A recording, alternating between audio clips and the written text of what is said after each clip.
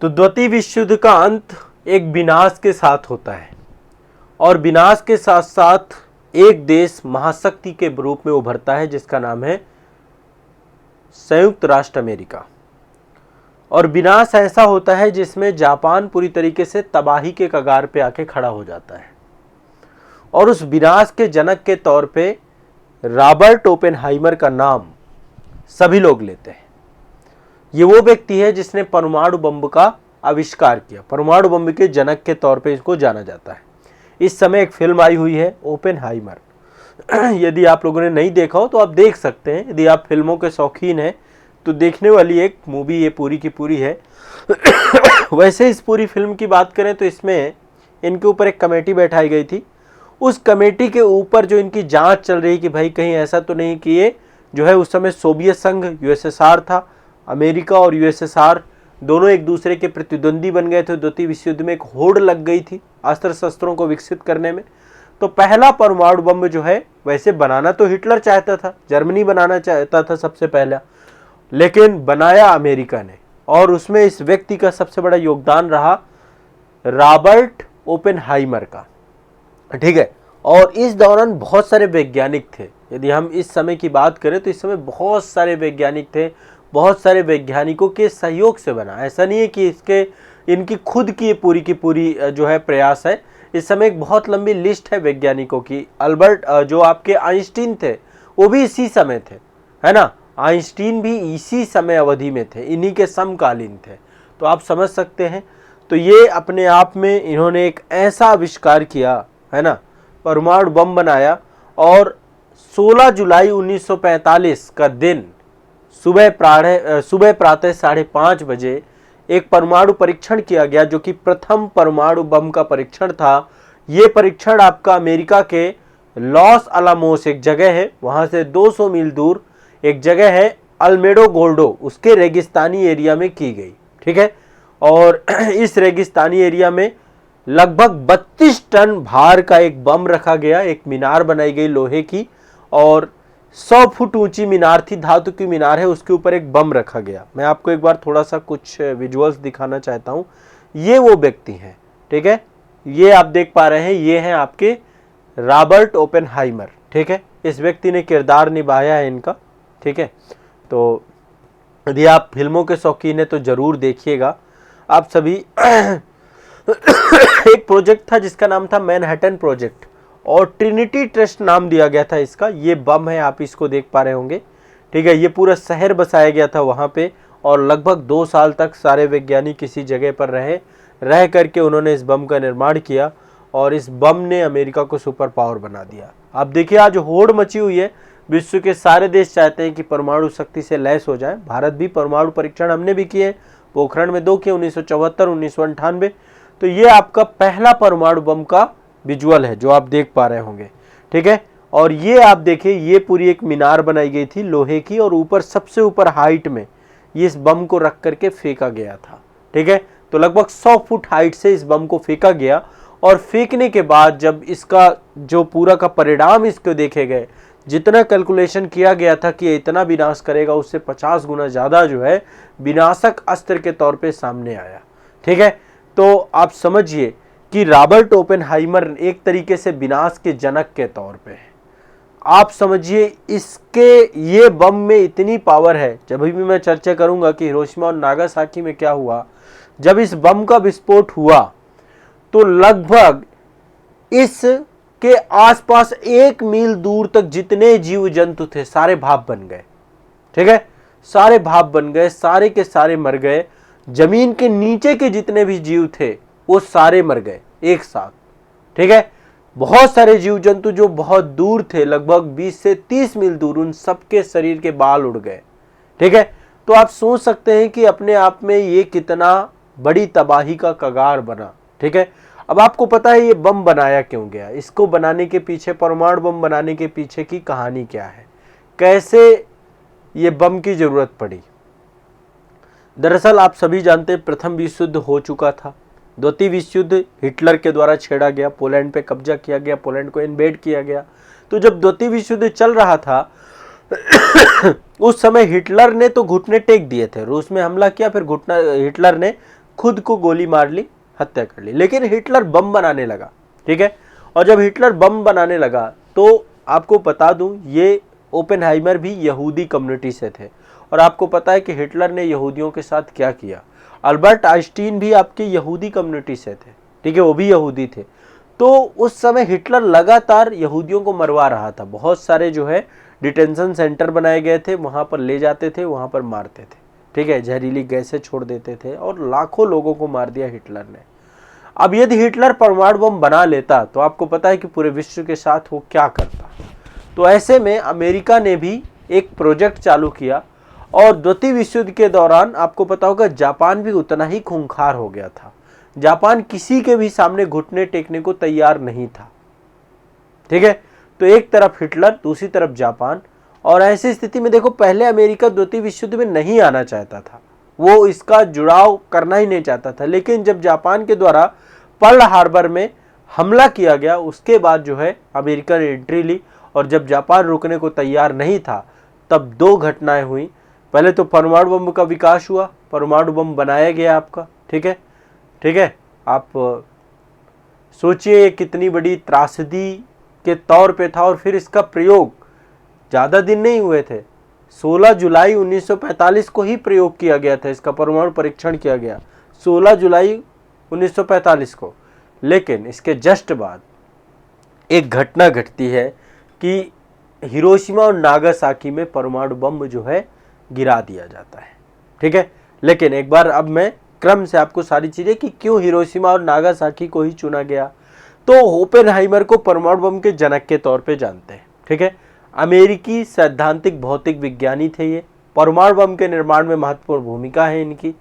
Loss Alamos प्रयोगशाला और Manhattan project के हेड थे ये कोई अकेले इन्होंने परमाणु बम नहीं बनाया, काफी सारे वैज्ञानिकों की एक इनके साथ टीम थी, ठीक है। लेकिन ये लीडर थे, उसके हेड थे उस पूरे मैनहट्टन प्रोजेक्ट, इसका नाम दिया गया था। प्रोजेक्ट का नाम क्या था? मैनहट्टन प्रोजेक्ट, ये ध्यान रखिएगा। और जो ये टेस्ट किया गया, पहला परमाणु परीक्षण किया गया 16 जुलाई 1945 को, इसका नाम था ट्रिनिटी टेस्ट। ट्रिनिटी टेस्ट, ये ध्यान रखिएगा, ठीक है। और प्रथम परमाणु बम के विस्फोट के बाद जो है जापान, संयुक्त राष्ट्र अमेरिका ने हिरोशिमा और नागासाकी पर परमाणु बम गिराए। लाखों नागरिकों की जान चली गई। आज भी वहां पर जितने भी लोग हैं वो विकलांग जीवन जी रहे हैं। स्थिति इतनी खराब है। और उसके बाद परमाणु हथियारों की एक होड़ लगी। जब इतना भयानक अस्त्र ढूंढा गया तो परमाणु हथियारों की होड़ लगी। यूएसएसआर ने कितने सारे परमाणु बम बनाए। इसके बाद ये सोवियत संघ हो गया, ब्रिटेन हो गया, फ्रांस हो गया, चीन हो गया, इन सब ने, जितने भी P5 कंट्रीज हैं, इसके बाद भारत हो गया, पाकिस्तान हो गया, है ना, इन सभी कंट्रीज ने क्या किया कि बहुत गति के साथ इन्होंने डेवलप करना चालू किया परमाणु हथियार, ठीक है। अब ओपेनहाइमर जो है मानवता को अपने विनाश के साधन प्रदान करने के निहितार्थों के तौर पे लेकर के उन्होंने भगवत गीता का एक जो है श्लोक भी, जब उन्होंने ट्रिनिटी टेस्ट किया था तो काफी सारा नाम आता है कि ये भगवत गीता पढ़ते थे। 1930 में इन्होंने संस्कृत सीखी थी और कहते हैं कि जब इन्होंने ट्रिनिटी टेस्ट किया तब इन्होंने एक श्लोक बोला था और बोला था कि मैं अब मृत्यु बन गया हूं, मैं एक विनाश का कारक बन गया हूं। और सही बात है, एक ऐसा अस्त्र बनाना जिससे लाखों लोग राख हो जाएं, लाखों लोग हवा में उड़ जाएं, भाप बन जाएं, सदियों तक तबाही आ जाए। तो इन्हें एक पहले जब शुरुआत में क्या था, एक डर था कि यदि जो एक चेन रिएक्शन है, खासकर जो नाभिकीय विखंडन की प्रक्रिया है जिसके तहत परमाणु बम काम करेगा, तो यूरेनियम 235 को जो है उसके ऊपर आपको पता है कि परमाणु विखंडन की प्रक्रिया, तो इनको लग रहा था कि चेन रिएक्शन कंट्रोल नहीं होगा और एक बार परमाणु बम का प्रयोग करेंगे तो पूरी पृथ्वी को नष्ट कर देगा। इसके लिए अल्बर्ट के पास भी हो जाते हैं, आइंस्टीन के पास भी जाते हैं और आइंस्टीन जो है उस कैलकुलेशन को देखते हैं, जो कैलकुलेशन इनके और इनकी टीम के द्वारा बनाया गया था। तो लेकिन बाद में जो है उस चेन रिएक्शन को लेकर के भी देखते हैं कि ये कंट्रोल हो जाएगी, लेकिन अल्टीमेट वो जितने एरिया को कवर करती है उस पर सदियों तक रेडिएशन का प्रभाव रहता है, ठीक है। परमाणु बम विकसित करने के बाद जब विकसित हुआ परमाणु बम तो ये काफी दुविधाग्रस्त हो गए, क्योंकि इनको लगा कि मैंने क्या बना दिया।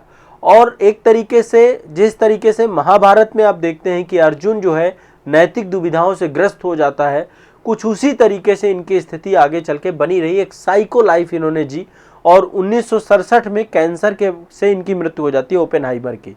ठीक है, तो सबसे पहली बात, मैनहट्टन प्रोजेक्ट, द्वितीय विश्व युद्ध के बाद पहला परमाणु बम बनाने के लिए अमेरिका के द्वारा परियोजना चलाई गई थी, मैनहट्टन परियोजना।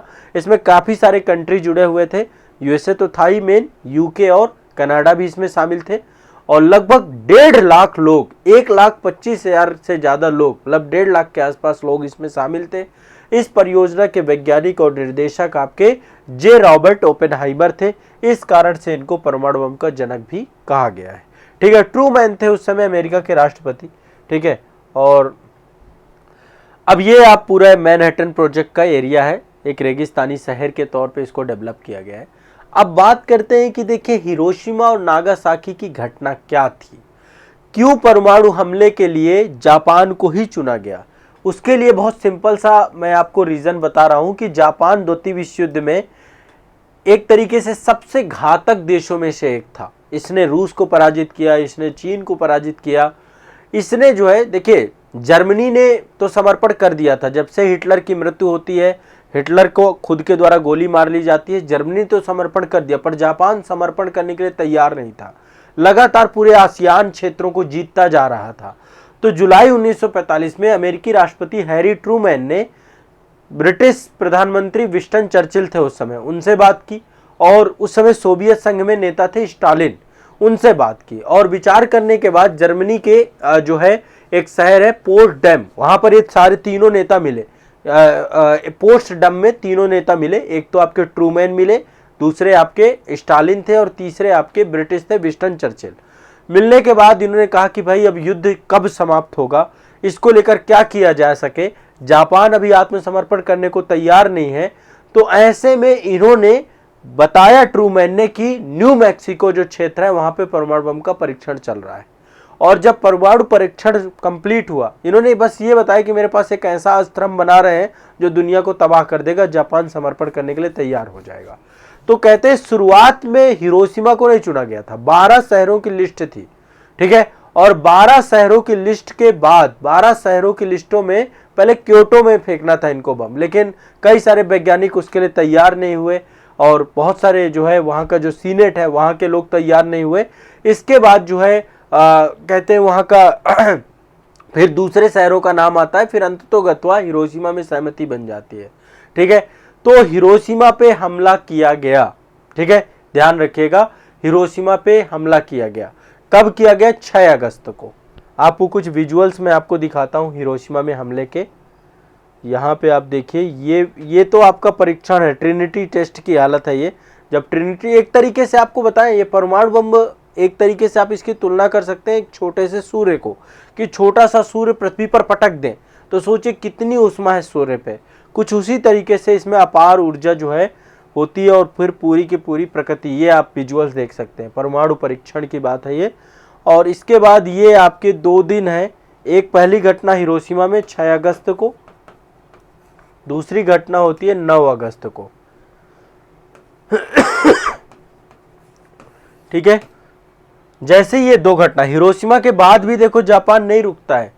हिरोशिमा, पहले क्योटो को चुना गया था, लेकिन अमेरिकी रक्षा मंत्री ने आपत्ति की, नागासाकी को चुना गया, और 2 बम, एक तो लिटिल बॉय, बम का नाम था लिटिल बॉय जो हिरोशिमा में फेंका गया, और दूसरा था फैटमैन। ये 2 बमों को, नागासाकी में जो बम फेंका गया इसका नाम था फैटमैन। तो ये 2 बम फेंके गए। अब समझिए इससे कितनी बड़ी संख्या में लोग मरे, आप सोच भी नहीं सकते हैं। 6 अगस्त को ये घटना हुई और 9 अगस्त को ये घटना हुई। लगभग यदि हम देखें तो हिरोशिमा में 80,000 से ज़्यादा लोग मरे थे। ये संख्या कहीं कहीं पे 1 लाख से ज़्यादा भी दिखाई देती है। 80,000 लोग हिरोशिमा में मरे थे और 40,000 से ज़्यादा लोग नागासाकी में मरे थे। ठीक है, ऑन द स्पॉट तुरंत भाप बन गए थे। इनका तो अस्तित्व भी नहीं पता चला कि ये कहाँ पे हैं। ठीक है, और इसके बाद जो रेडियो एक्टिव विकिरण के संपर्क में आया, लगभग 5 से 6 लाख लोग उसमें निपट गए, खत्म हो गए। तो लाखों लोगों की मृत्यु हुई इसमें। और इसके बाद कहते हैं कि जब हिरोशिमा और नागासाकी में बम फेंके गए, तो बम फेंकने के बाद वहां पे जितनी भी, जैसे जो भी भवन थे, क्योंकि विस्फोट हुआ तो जितने भी भवन थे, ठीक है, बहुत सारी इमारतें आपकी नष्ट हो गई, उनका मलबा। वो सारा मलबा जो है उड़ के आसमान में पहुंच गया, कुछ इस तरीके से। जैसे आप देखिए इस बम के साथ एक धुएं का गुबार आप देख पा रहे होंगे, ये धुएं का गुबार देख रहे हैं ना, ये पूरा अंतरिक्ष में पहुंच गया, ठीक है। और जब अंतरिक्ष में पहुंचता उसके बाद क्या हुआ, पूरी तरीके से मशरूम, आप जानते हैं ना, मशरूम जैसी आकृति बन गई है आपकी, ठीक है।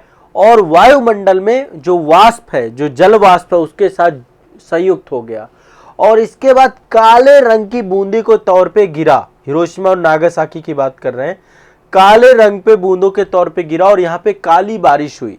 और उस काली बारिश के बाद जितने भी कहते हैं बारिश की बूंदें बहुत बड़ी बड़ी बूंदें थीं और ये पूरी रेडियो एक्टिव बूंदें थीं और ये जहाँ जहाँ पे गिरी उसके बाद भी बहुत बड़ी संख्या में लोग मर गए, ठीक है, रेडियो एक्टिवता के शिकार हो गए गंभीर रूप से। आज भी वहाँ पे लोगों की हालत इतनी बुरी है। तो ये जो काली बारिश हुई रेडियो एक्टिव पदार्थों से ये जुड़ी हुई थी और बारिश के संपर्क में आने से वहाँ पे गंभीर रेडियो एक्टिव बीमारियाँ हुई।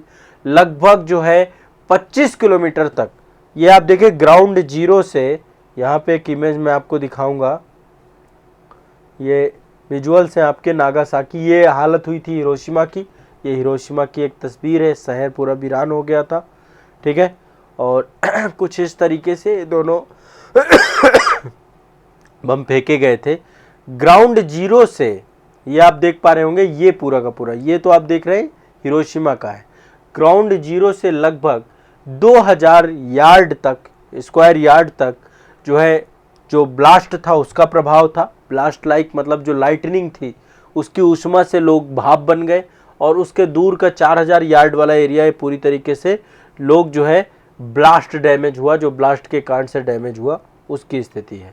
और ये नागासाकी की स्थिति है। आप नागासाकी में देखिए लगभग 1000 यार्ड तक, देखा जाए तो जो फैटमैन था, जो नागासाकी में फेंका गया बम था, ये ज़्यादा प्रभावशाली था, ठीक है, क्योंकि लेकिन इसमें लोग कम मरे। कारण क्या था, एक छोटा सा द्वीप था ये, है ना, तो यहाँ पे लोग भी ज़्यादा नहीं थे, नहीं तो इसकी स्थिति बहुत बुरी होती। यदि यहाँ पे ज़्यादा घना बसा होता तो लोगों की संख्या ज़्यादा होती, ठीक है। तो ये आपको ध्यान में रखना चाहिए। और इसके बाद आपको पता होगा कि 15 अगस्त के दिन फाइनली जो है ये युद्ध समाप्त हो जाता है और इस युद्ध में ब्रिटेन की जीत हो जाती है और इसीलिए 15 अगस्त 1945 को ये युद्ध समाप्त हो जाता है पूरी तरीके से। इसमें मित्र राष्ट्र जीत जाते हैं, मित्र राष्ट्र जितने भी थे सारे जीत जाते हैं। और अंतोगत्वा जो है ये भी आपको ध्यान में रखना है कि 15 अगस्त 1947, इसके 2 साल बाद भारत को इसी दिन आज़ादी क्यों दी गई, क्योंकि ब्रिटेन चाहता था कि हमेशा ये दिन यादगार बना रहे, है ना। तो 15 अगस्त 1947 को देश को आज़ाद करने के पीछे का कारण भी यही था, क्योंकि इस दिन ये द्वितीय विश्व युद्ध समाप्त हुआ था और इस दिन को खास बनाने के उद्देश्य से ब्रिटेन के द्वारा सत्ता हस्तांतरण करने की बात कही, ठीक है। तो ये भी ध्यान रखिएगा। आज वर्तमान में आप देखें तो ये अपने आप में एक बहुत भयावह चीज़ है, बहुत परमाणु खतरे जो है। अब आप देखिए आज विश्व में किस देश के पास हथियार नहीं है, ठीक है। बहुत सारे देशों ने तो पता है कि भाई P5 कंट्रीज़ के पास ही है, लेकिन एक जो होड़ मची, लगभग 1,26,000 से ज़्यादा परमाणु हथियार हैं। उत्तर कोरिया के पास है, ईरान के पास है, भारत के पास है, ईरान भी बना रहा, पाकिस्तान के पास है और बहुत सारे कंट्री। 1,26,000 परमाणु हथियार है। पूरा पृथ्वी खत्म हो जाएगी 1 मिनट में, 1 सेकंड लगेगा, पूरी पृथ्वी खत्म हो जाएगी यदि इनका प्रयोग किया गया। 2000 से ज़्यादा बार जो है परमाणु परीक्षण किया जा चुका है। इससे पर्यावरण और सार्वजनिक स्वास्थ्य में गंभीर चुनौतियां हो रही हैं। तो ये सब कुछ दिया इस विनाश के देवता के द्वारा दिया गया। इसने जो बनाया बाद में तो अफसोस हुआ, लेकिन अल्टीमेट जो है जब इस बम का निर्माण हुआ, लेकिन देखिए अल्टीमेट गवर्नमेंट जो है जिम्मेदार होती है, अमेरिका इसके लिए जिम्मेदार है। एक ऐसी जो है खोज, विज्ञान देखिए प्रगति का साधन है। ऐसे ही आपके अल्फ्रेड नोबेल थे, डायनामाइट का जब आविष्कार किया उन्होंने, तो फिर इसके बाद उन्होंने नोबेल प्राइज चालू किए कि मैंने क्या बना दिया। तो कभी भी विज्ञान जब गलत प्रयोग होता है विज्ञान का, तो निश्चित तौर पे वो सृष्टि के नुकसान के तौर पे। और कहते हैं जब हिरोशिमा पे हमला हुआ उसके बाद ये सबसे ज़्यादा सख्ते में आ गए कि मैंने क्या कर दिया, मैं तो मौत का सौदागर बन गया, विनाश काल बन गया, मृत्यु बन गया। तो ये इनकी स्थिति शुरुआत में रही। तो आप देखिए परमाणु बमों की उपलब्धता बहुत ज़्यादा हो गई है, बहुत बड़ी संख्या में परमाणु बम बन चुके हैं। व्यापक नुकसान होता है जब भी इनका प्रयोग होगा, तो आप नुकसान की कल्पना भी नहीं कर सकते हैं। सुरक्षा का भी अभिभाव है, परमाणु हथियारों का जब हमला होगा ना तो कोई नहीं बचेगा। आप सोचते हो कि रूस यूक्रेन पे हमला चल रहा है तो परमाणु बम का प्रयोग होने का मतलब है सब खत्म, फिर कुछ बचेगा ही नहीं, है ना, फिर सब खत्म हो जाएगा, कुछ नहीं बचेगा, ना लोग बचेंगे ना चलाने वाले बचेंगे, कुछ नहीं बचेगा। इनकी व्यापक पहुंच है, बैलिस्टिक मिसाइल्स बन चुकी हैं जिन मिसाइलों को परमाणु हथियारों से लैस कर दिया गया है। ठीक है, परमाणु संपन्नता, इतने सारे देश अमेरिका, रूस, यूनाइटेड किंगडम, फ्रांस, चीन, इजराइल, भारत, पाकिस्तान, उत्तर कोरिया सब परमाणु हथियारों से संपन्न है।